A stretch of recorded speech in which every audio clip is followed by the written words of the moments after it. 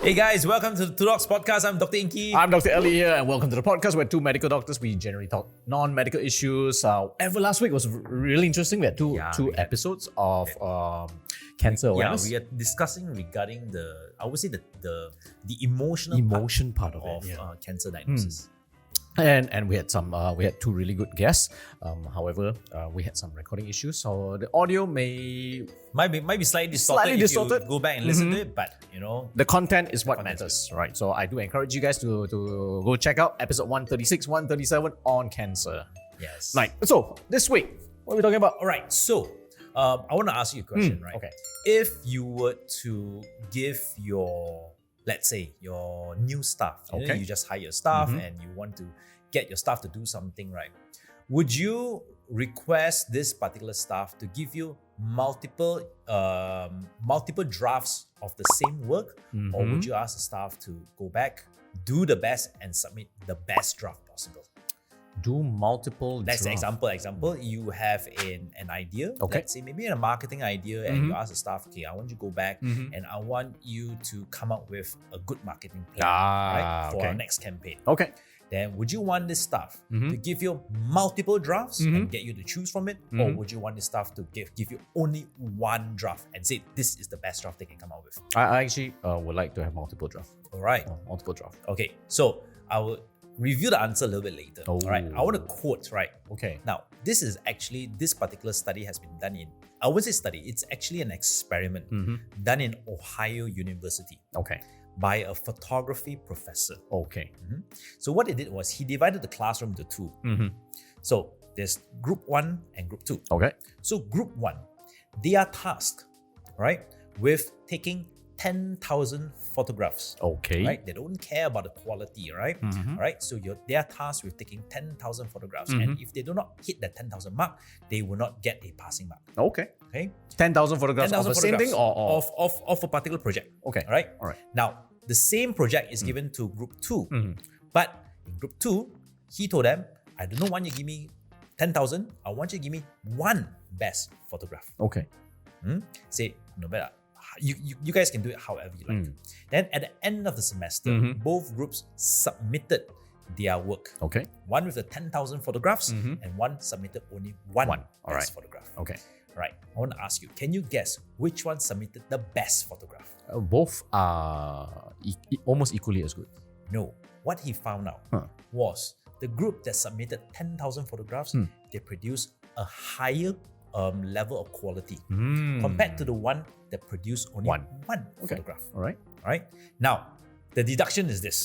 The deduction is because group 1 was so focused in producing so many photographs, every time they produced another photograph, they experimented a little bit and they tweaked it a little bit. And the end result, the 10,000th photograph came out superbly high quality because they tweaked it a little bit here and there. Okay. All right. Whereas the other one? Whereas the other one, they analyze, right? They analyze the composition, they analyze all the theoretical stuff. So when it came to really practically putting down the work, they could not because they spent too much time analyzing. All right. So it's something called analysis of paralysis. That means that the more you analyze, right? The more you analyze, the worse it becomes. Yeah. Right. So to come back to yours, right? If you would have two particular, I would say, ways to get your particular business plan or marketing plan, the best is always to get multiple drafts, right? And of course, you have to go through and critique each individual drafts first. But towards the end, you fine-tune. You will fine-tune. Now, this is only important if you're learning a new skill. Okay. Right? It's not important once you've mastered the skill already. Right. Once you master the skill, quality is most important. I give you an example. All right? We are doctors, right? Yep. This might freak people out.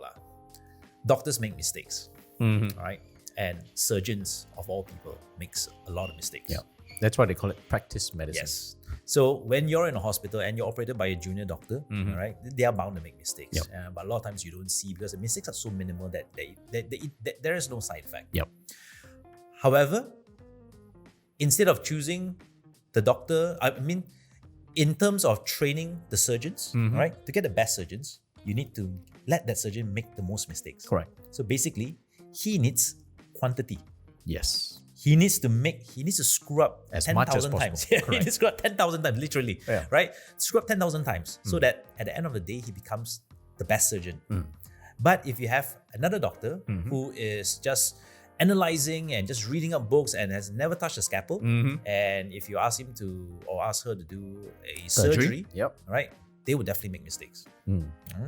So, but of course, at the end of the day, the first surgeon who has made 10,000 mistakes, they will come out better quality, and hence their mistakes actually get lesser.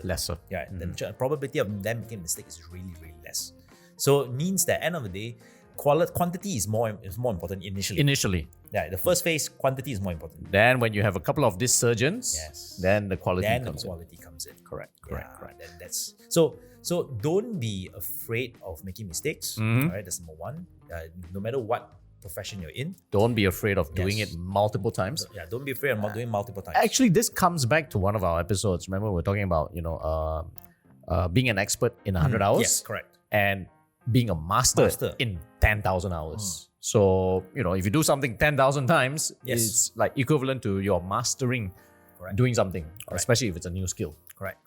So the reason why I'm bringing this up is because a lot of times we are a little bit hard on our employees. Even ourselves. Or sometimes on ourselves as well. Ourselves, yeah. Or people on our downline, or maybe on your kids, right? When they make mistakes over and over again. And of course, there are times whereby you let these mistakes slide, and a lot of times you actually reprimand them from the mistakes. Or you actually put them down really bad. Yeah. A lot of times you actually put them down. And one of the issues is if you put people down all the time, they stop Learning. and they stop wanting to do it again, to improve. And hence, once they stop learning to improve, they stop getting better. Then they go into this whole analysis thing. Yes. Why did I do it correct. wrong? Why did I do it wrong? I agree with what you said. Especially, again, learning something new, kids, employees, whatever it is. If they're not given that opportunity to make the mistakes and learn from it, and you tell them, why don't you just sit down and analyze what you've done? And that's what a lot of people do. They just sit there, they stop doing. Yes. And they just go into this busy thinking mode. And whether it's positive or negative, at the end of it, they lack that experience. That's right. So don't disallow mistakes. Allow mistakes, right? But at the same time, once a mistake has been done, you should analyze why you did the mistake so the next time you don't do the same mistake. But encourage mistakes. I would say always encourage mistakes, especially if someone is really new at a particular craft or particular skill. Let them make the mistakes and make the mistakes multiple times. All right. The more mistakes they make, the more competent they become at the end of the day. All right. Makes very good sense. So that will apply for just about any kind of skill. Any kind of skill. So whether is it learning to draw, sports, anything. I just want to check. I just want to ask you. Then, if you were to, how long will you allow this 10,000 mistakes or this thing to go on? Let's say if it's an employee of yours and you want them to produce something. Let's say same thing, marketing project. What is your time frame? Do you have a time limit that you want to allow them, or it's like free flow? Actually, that is actually a really good question. I would actually give them a long time for them to make mistakes because I've actually discovered that, especially with most people, the more times you allow them to make mistakes, the better they get over time. Then eventually that particular mistake disappears. Don't put a cap on how many times they can make mistakes. I think that is actually one of the downside of employment these days. We give them a particular probation period. All right, we give them a probation period. And see, the probation period is standardized. Maybe it's 1 month, 2 months, or 3 months. And you let them know by the end of the probation period, if you're not competent enough, I will have to let you go. Yep. I think one of the things that you should also highlight is within that probation period, make as many mistakes as possible. I want you to make as many mistakes as possible, because if you don't make mistakes in your probation period, it also means one thing, that you didn't do enough. Yep. To warrant mistakes. You probably didn't do much work. Yes, you didn't do much work to warrant mistakes. And end of the day, when you become a full-time employee and you start making the mistakes, you're making mistake on my money. Correct. On the full pay. Yes, on the full pay. On the full pay. And you know, in some countries have employment laws whereby you cannot simply discharge an employee for no reason. Correct. Especially once you confirm them. Especially once you confirm them. Yeah. So I think as employers, what you should do is, hey, this is the time frame for your probation, but I want you to make a lot of mistakes within this time. And whatever you want to do, you just do. Make the mistakes, right? Then we go through the mistakes that you make. But I will not scold you. I will not raise my voice, right? We won't reprimand you for it. It will not go into your assessment, evaluation. Yeah, your evaluation. We don't put it in. Actually, probably I will put it into your evaluation if you have never made a mistake ever. If you seem too perfect. Yeah, if you seem too perfect, something might be wrong. So I would say don't give them a particular counter of how many times they make mistakes. I would say encourage them to make as many mistakes as possible in a short period of time. But again, it depends on each professional, right? So Yeah, if one that deals with life and death, no. So what happens is this. Coming back to the doctor surgeon thing, right? So I'm sure some of you might be a bit scared now. Oh my God, doctors are operating on me. Are they juniors? Do not worry. There's always a senior doctor nearby. Yep. There's always a senior doctor on standby. Correct. Same with flying a plane. All right. You have a senior pilot there. Yep. And you have a junior pilot sitting beside. Correct. Yes, the senior pilot is the main person to fly the plane, but occasionally he will pass the responsibility to the junior pilot. Correct. Right? Because if they don't learn, you're not going to get that smooth landing. Exactly. You're not going to get a smooth landing. And these professions, airlines, medical professions, they are the training is as perfect as it can be because they are allowed to make minor mistakes over time under the supervision of someone with experience. Yep. Yeah. There's always someone who's watching over them. There's always someone watching. So anyone who's on the receiving end, which is usually either the patient or the passenger of an airline, you generally don't have much to worry about. These are all factored in. Yeah, they're factored it's in all already. factored in. There's always some variance that can be accounted for. Correct. Right. So what would be the take home? The take home is quantity first, all right? Then quality later. Right, so so it applies to you, applies to your staffs, applies to your kids, and apply to the world in general.